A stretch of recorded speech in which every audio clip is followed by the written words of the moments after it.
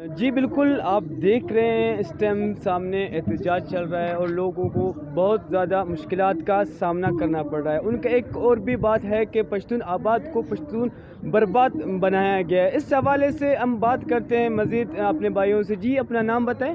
جی میرا نام رحمت صالح ہے۔